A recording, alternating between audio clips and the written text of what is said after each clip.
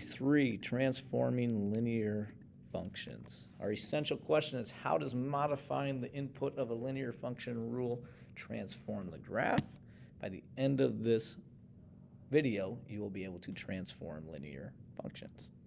Transformation, moving all points of a function to a new location.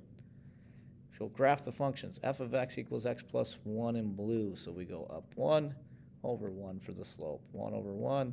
And here is our line of f of x. Whereas g of x is going to start at positive 3. Slope is 1 over 1.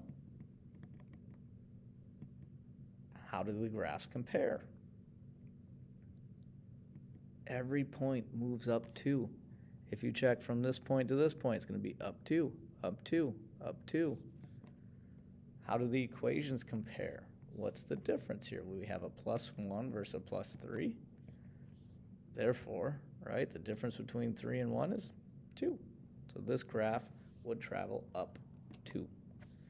Graph these functions. So our blue graph, we're going to start at negative 4. Again, the slope is 1 over 1. And for our red graph, it starts at negative 4, the same, but now our slope is 2 over 1. So we're going to go up 2 into the right one. Up 2 over 1, up 2 over 1. And now how do the graphs compare? You might use the word steeper versus flatter. It just depends on what you're talking about. You can say g of x, our red graph, is steeper than f of x. Or you might say that our blue graph, f of x, is flatter than g of x. So it depends on which direction you're comparing it. How do the equations compare? We have 1x versus 2x. So the 2 times x allows the graph to grow at a faster rate, making g of x steeper. Vertical transformations. When we see f of x and we add a k, that's going to travel up. When we subtract that k, that's going to move down. So our vertical transformations, we use this equation where we have a k moving it up or down.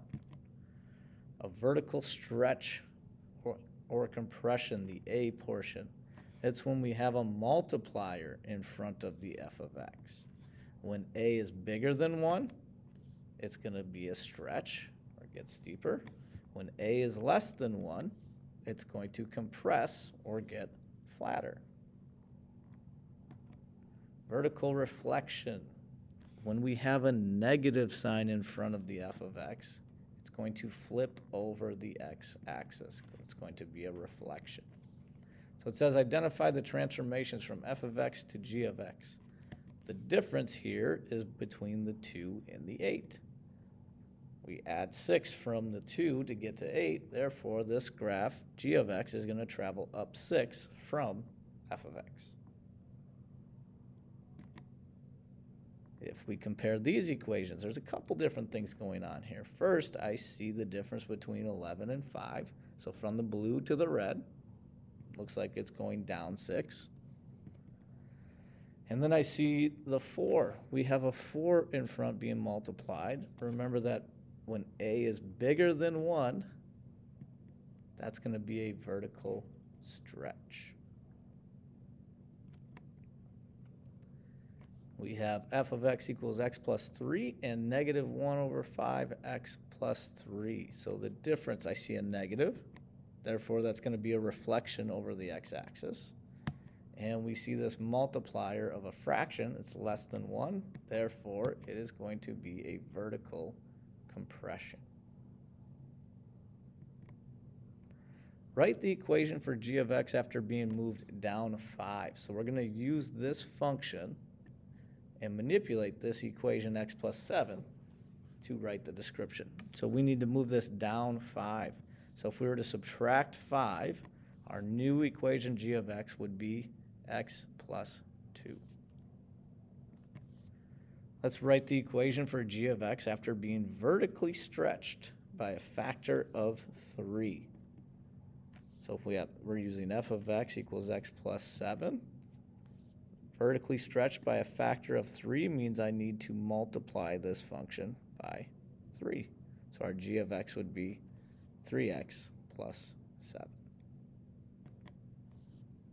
Write the equation for g of x after being moved up 2 and vertically compressed by a factor of 1 over 3. Well, if we're going up 2 from 7, that would leave us with 9.